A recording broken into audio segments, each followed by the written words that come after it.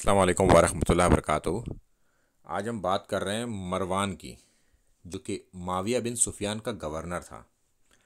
اللہ کے رسول صلی اللہ علیہ وسلم نے فرمایا کہ مجھے خواب میں دکھایا گیا ہے کہ الحکم کے بیٹے میرے منبر پر بندروں کی طرح اچھل کود کر رہے ہیں۔ اس خواب کو دیکھنے کے بعد اللہ کے رسول صلی اللہ علیہ وسلم کو کبھی ہنستے ہوئے نہیں دیکھا گیا۔ وہ اس قدر اس خواب کو دیکھ کے پریشان ہوئے کہ یہ کیا ہوا کہ یہ ایک ایسے آدمی کے بچے ہمارے ممبر پہ بیٹھ جائیں گے، ممبر رسول پر بیٹھ جائیں گے صلی اللہ علیہ وسلم۔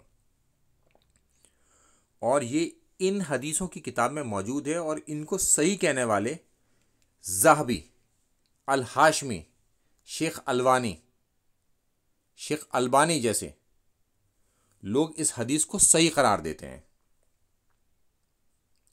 اور پھر ہوا کہ آخر میں کہ معاویہ بن سفیان نے حکم کے بیٹے مروان کو مدینے کا گورنر بنا دیا، اور وہ ممبر رسول صلی اللہ علیہ وسلم پر جا کے بیٹھ گیا، قبر رسول کے سامنے،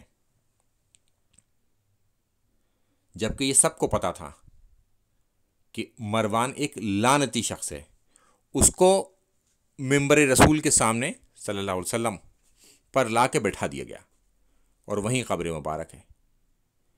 بس اللہ رحم کرے ہمارے حالوں پر کہ اتنی بڑی بڑی غلطیاں ہوئی ہیں۔ السلام علیکم ورحمۃ اللہ وبرکاتہ۔